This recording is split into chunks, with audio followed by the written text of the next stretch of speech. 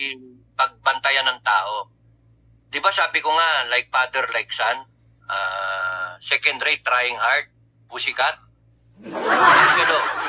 No? Game book, yung playbook eh. Playbook nila doon, martial law eh. Di ba? Kunwaring ambush kay Enrile, no? So baka ngayon, pwedeng magkaroon ng parang kunwari, o kaya gulo-gulo. Noon dati, Plaza Miranda bombing eh, no? Yung mga ganun ba? Yung mga nangyayari na noon. Lawlessness, etc. Baka gawin yun, pwedeng gawin yun para may rason man, declare na martial law. Kasi nakita nila yung playbook eh. Pagka martial law, takot yung mga tao na. Di ba? So, ang masasabi ko lang, good luck sa inyo pagka nag-declare kayo martial law. Lalo kayo ito mga nag-aambisyon na maging vice president o maging presidente ng Pilipinas o maging senator o maging congressman. Ilagay nyo sa sariling yung sapatos ninyo, ilagay nyo sa tama. Yung mga senator natin, congressman, ang alam nyo lang naman yung sapatos ng mga mayayaman eh. Yung mga sapatos ng mga nagdo-donate sa inyo ng kumpanya ninyo. Pero yung mga mahirap na hindi na makabili ng tuyo, hindi na makabili ng dilis, ang mamahal ka, o yung sibuyas o whatever, wala eh. Kaya, yung kakain na lang ng Lucky Me eh, yun na lang ulam eh. Kaya nga kawawa taong bayan. It has to stop. It has to stop. Kung di nyo titigil yan, June 12, the Filipino will say, tama na, ayaw na namin. Ano na kami, sawan-sawa na. Yung sinasabing secession of Mindanao, ikaw may leadership ka, wala ka namang character, hindi mo rin maramdaman eh. Kasi ang dali-daling sabihin, sige na, okay na yan, bigyan ng lupa, okay yan. Tama yan, bigyan ng lupa. Tapos nun, wala kang hindi mo nararamdaman talaga eh. Pero yung kumain ka ng kamote with them, o kaya magsalabat ka with them, o kaya makipag-gitara-gitara, kanta-kanta kayo, mag-inom kayo, ang laking bagay nun. And alam namin yun, kasi ganun ang ginagawa namin with the mga sundalo namin. Na kahit pagka kailangan ng gipitan, nandyan sila, lalaban sila. Kaya nga, businessman, hindi yung mga politiko. No, you make it a point, isang pamilya. Dadamayan mo. Putya, sabihan mo yung mga etika mo. Huwag nyo akong pakialaman. Alam ko yung ginagawa ko, presidential security. Kundi, gusto nyo ma-assign kayo sa Mindanao. Animal. Tumagin kayo. Alam ko yung ginagawa ko. Ganon. Tapos nun, punta ka sa isang slum area, pumunta ka sa isang whatever. Makita mo, kaya unahin mo Maynila, kung nandun ka sa Maynila, kung di, mapunta kang Bicol, mapunta ka ng Visayas, mapunta ka ng Mindanao. Maikot mo in 6 years time, and in that 6 years time, damang-dama mo yung Pilipino. Ma-abroad ka, make it a point, kagaya ginawa niya ni Digong, na makikain ka. And make it a point na nararamdaman mo yung nararamdaman ng taong bayan because it affects your decision-making process. How can you decide something for the farmers when you yourself, you do not understand yung mga magsasaka? How can you understand the fishermen? Panay paluting kay salita ng Scarborough, yung mga ganyan, yung sa West Philippine Sea, na hindi mo naman nakikita. Hindi naman kayo nandun. Yan kita mo yan Mga sundalo. How can you understand yung plight ng soldier kung hindi mo siya pinuntahan mismo? Maawa ka talaga doon, maramdaman mo na baldado na yung tao for life. Wala na siyang paa, hindi na makalakad, o kaya yung pisngi niya natamaan dito ng bala, etc. Nakakalungkot. And then yung malaking bagay na ikaw presidente ka, iiyak yung asawa, yung nanay sa balikat mo at yayakapin mo. Hi guys, magandang araw po sa inyo lahat. Ito naman pong muli ang inyong lingkod, si DIY KKB Informative. At matutunghayan po natin ngayon yung pahapyaw na interview ni Sir Jojo dito sa kanyang YouTube channel. So, i-discuss nila dito kung ano ang naging dahilan kung bakit tayo natanso, kung bakit tayo nabudol. Sasabihin din niya, short video lang po ito. At kinuha po natin yung mga importanteng bagay na patungkol dito sa nabudol na tanso. So, ito na po guys. Huwag na natin patagalin. Short video lang to. At bago po tayo magsapol ay ako po muna yung magpapasalamat sa aking mga viewers at lalong-lalo na sa aking mga subscriber na patuloy na sumusuporta sa ating YouTube channel, DIY KKB Informative. At salamat na rin po doon sa mga bagong subscriber ko. Maraming salamat po sa inyong pagtitiwala sa inyong abang lingkod. So, ito na po guys. Si Retired Captain Clemente Enrique ng Scout Rangers.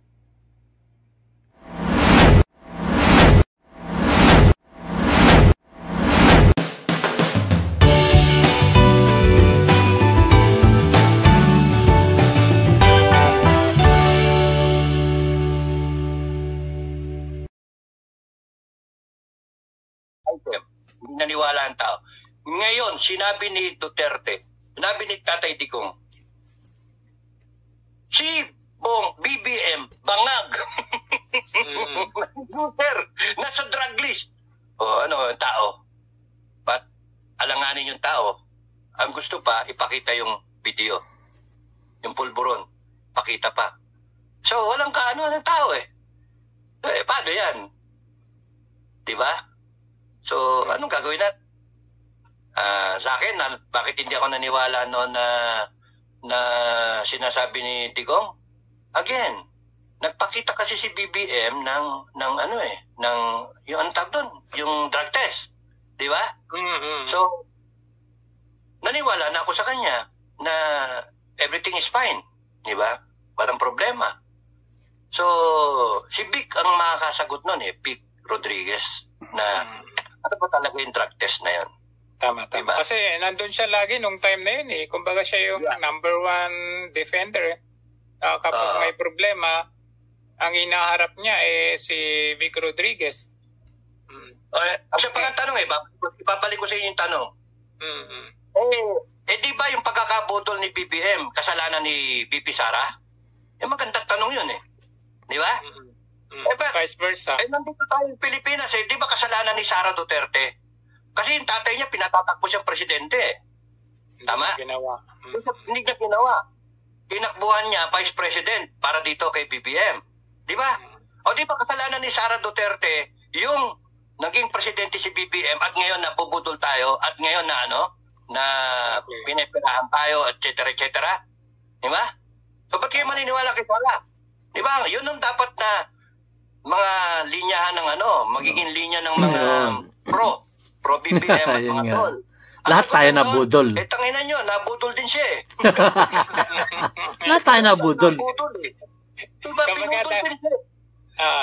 Kumbaga the question should not be thrown only at you, but of course, diba, to be fair, ganun din kay Sara Duterte, di ba? Kasi hindi siya naniwala din sa kanyang tatay. At that point in time, naniniwala siya doon sa tao kasi kuting Yung dating Okay Niligawan siya.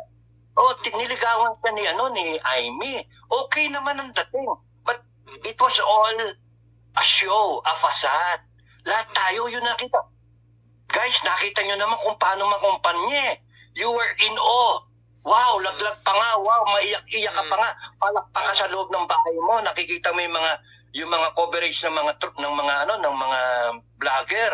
'Di ba? Yung ang daming sasakyan na mga motor-motor, 'di ba? Talagang wow, grabe. Sabi mo parang ang saya mo, kinonvince natin yung sarili na, naku, salamat. Tapos naniwala ka pa na may ginto. Di ba? Parang naisip ng tao, pagkakataon na ito na yung sinasabi doon, makukuha yung ginto, isishare niya. From my point of view, I was working with Nika, nasa intelligence ako, alam ko yung last will and testament. 11% goes to the family. 11%. 55-something goes to the Filipino people. Yung 20-something goes sa bayad ng mga utang na incurred hanggang sa panahon ni Apo Marcos. And then yung 9% pupunta sa mga lawyer na umaayos. 3% lang dapat yun eh. Ang hiningi ng lawyer, 9. Yung mga gagong lawyer na yun. Kaya hindi nga natuloy yun eh. Kasi nga, nagkaroon ng konting andun eh. Sa 9%. Ang dalawa kinausap doon para executor. Isa si Enrique Sobel de Ayala at yung isa, yung Papal Nuncio dito sa Pasay Parañaque, ganon. Sa gitna. Saka sinabi rin ni ni Imelda doon sa Senate nung pumunta siya sa Senate noong 1995 if I'm not mistaken. Ang problema, yung will hindi na pirmahan, yung talagang last will hindi na pirmahan daw. Merong isa pang will na yung bago, yung antecedent, no? Yung president yung president ang napirmahan. Pero just the same, kung will is a will, but hanggang ngayon, magto 2 years na, wala pa yung foundation. Yun yung tanong. So, has it something to do yung mga biyahe-biyahe abroad? Kasi kung titignan mo, yung mga pinuntahan, yun yung malalaking deposit. Sang-ayon dun sa pagkakaalam namin na mga dokumento. So, yun. Okay. Kaya malalaman na lang natin yan pagka nag-turn of events. Hindi natin alam. Pero basically, yung mga tao, isa pa yun na iniisip noon. Pagkakataon na maaahon ng Pilipinas sa kahirapan, naniwala tayo sa ganung peg. Pero ngayon, ang kagandahan naman doon, yung taong bayan, wala pang 2 taon, gising na. Nakita na. Kasalanan ba natin? Hindi natin kasalanan yun. Sino nagpakita? Sila ang nagpakita. Hindi nato. Kumbaga nananahimik tayo. Nabudol na nga tayo, di ba? Tama. Pero nagpakita kasi ng masamang kilos itong administration. Di ba? Yung nangyayari ngayon, yung ginawa na yung pag-ano kay Sara, yung inumanga ng pera, tapos pinagastos, tapos mamaya gustong impeach. Yung 125 million. Yung mga play, no? At ngayon, Chacha. So kung titignan ninyo, hindi tayo sang-ayon sa kinikilos. So nandun tayo sa yugto na yon. And naghihintay lang ang taong bayan na I hope naintindihan na pinapahinog lang yung bayabas. Tama. Okay. Ito next, Spencer Lacalia, yung sedition issue about kay Duterte. Sige, go ahead. Sige. Ano yan? Ito, sabi ni Spencer, yung sedition issue na sinabi ni Galvez kay Duterte, yung dito sa One Mindanao. Si Galvez nagbigay ng statement na sedition daw yung ginagawa ni Duterte. Pati sinabi ni Galvez, meron man demanda, wala pa naman demanda, di ba? Wala pa. Yun nga, you have to look at it ng tanongin niyo si Galvez, wag ako, kung bakit niya sinabi yun. Tama? Kasi kung ako, ewan ko kasi standard, sabi ko nga standard eh. Ang gusto ko matinig, kung nadidinig mo ako, Galvot, kung nadidinig mo ako, Charlie, from one upper class to another underclass. Kung ako naging appointee ni Tatay Digong, ni Duterte, at ginawa mo kong chief of staff, ginawa mo kong secretary of ECEC, Boy Bakuna, I will find it so hard na magsalita na pwedeng ma-sedition si Duterte para sa akin. No? Tanungin ninyo si Charlie Galvez, bakit niya sinabi yon? Kasi sa akin, kahit sabihin mo sa akin BBM, kahit sabihin mo sa akin Lisa, sampal-sampalin kita o kaya si Tamba, sabihin niyo sa akin, sasabihin ko yan, magsalita ako para sa inyo at para sabihan ko na masama si Duterte, putang nyo. Kasi, pantado kayo, ba't nyo ako didiktahan? Bakit nyo? Tsaka hindi ako mag-isip-sip sa inyo kasi prinsipyo. Yung tao, walang ginawa pang kasalanan. Bakit ko tatakutin? Kasi nag-iisip din ako na meron akong rangko, meron akong dinaanan, secretary level ako, in-appoint pa ako. What does that put me? Where does it put me? Wala akong utang na loob na tak. Wala akong kwentang tao. Sip-sip lang ako. Diba? Kaya i-address niya yan kay Charlie Galvez. Ayaw ko, ako hindi nyo ako mapagsasalita ng gano'n eh. Yung kunyari, sasabihin na, kunyari may posisyon ako. And this is, makinig na rin kayong lahat. Chief of Staff, Chief PNP, lahat kayo, mga nasa gobyerno, no? Iba, you draw a line. You draw a line doon sa tama at mali. Kung tama, sabihin nyo. Kung mali, huwag nyong gawin, huwag nyong sabihin. Ganun kasimple lang yon. Yung pinagagawa pa sa inyo, sang-ayon sa prinsipyo ninyo bilang isang tao. Kasi kung hindi sang-ayon, ganyan lang ang saguton. Ganyan lang ang saguton. Tapos, bye-bye, I quit. Ganun lang kasimple. Pero kung kayo continuously na makikinig sa kanila, good luck sa inyo because you have sold yourself to the demonyo. Ganun lang kasimple yan. Why would you say something bad sa isang tao na hindi tatakutin mo ng ganon at daming umaasang tao sa kanya? Bakit? Bakit nyo sasabing sedition? Nag-armas na ba? Wala ka. Pati kasuhan ninyo gusto nyo. Tignan natin kung hindi ma-acquit yung kaso at pakain sa inyo yung papel ng korte. Kung kayo sinasabihan na say something kasi trabaho ninyo, wag niyong lulunin yung isang antibiotic na wala namang hindi naman para sa inyo. Ang dali-dali sabihin nyo, ayoko, you refuse. Ganun lang kasimple. Okay, matakot. Natatakot kayo o kundi kaya nagsisip-sip kayo o kaya nakikinabang kayo. So, ganun lang kasimple yun.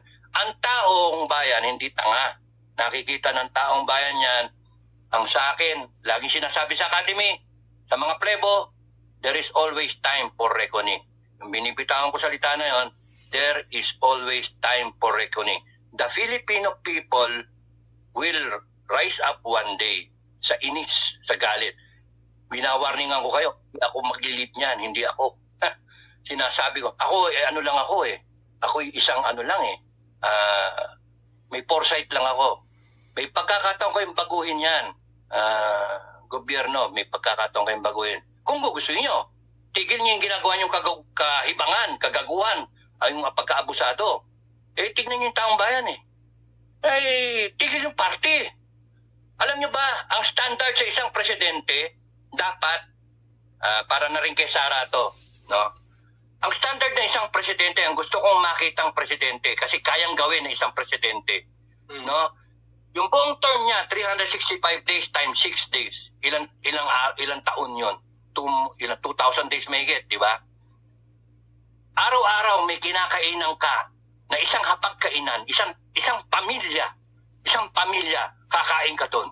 Hindi yung kaparty ka, hindi yung Malacanang na bigay ng putragis na pagkain sa Malacanang. Hindi. Kung kumakain yung pamilya na yon ng tuyo o kaya ng patis o ng bagoong o kung ano yung hinatag sa iyo, makisalo ka sa kanila. Kung laki me, damang-dama mo as the President of the Republic, damang-dama mo kung ano yung hirap ng tao. Dapat ganun kayo. Senator, pangyayabang ninyo, senator, congressman, akala ninyo, honorable kayo, panay mga magnanako kayo. Mali Dapat yung standard ninyo, yung respeto sa tao. Nilagay kayo ng taong bayan dyan para respetuhin nyo yung mga tao, hindi yung pastusin ninyo. Kung meron kayong paniniwala na gumagawa ng pera o kurap, tignan nyo na muna sarili ninyo. Kayo ba hindi kayo gumagawa ng pera? Kasi kung kayo gumagawa ng pera, pangit. Yan, stress ako. Sumakit yung puso ko. Kalma. Yun po guys, so natunghayan nyo na. At naliwanagan nyo na kung bakit tayong lahat ay nabudol at natanso. Kitang-kita nyo naman po at narinig nyo sa ating magiting na si retired Captain Clemente Enrique ng Scout Rangers. Siya po si Pinoy Survivor. So, punta na po kayo sa kanyang YouTube channel na Pinoy Survivor at marami kayong matutunan doon sa kanyang YouTube channel. So, hanggang dito na lamang po. Maraming salamat po sa inyong panonood ng aking mumunting video dito sa DIY KKB Informative. So guys, salamat po. like and share na po, guys. So, see you on my next vlog.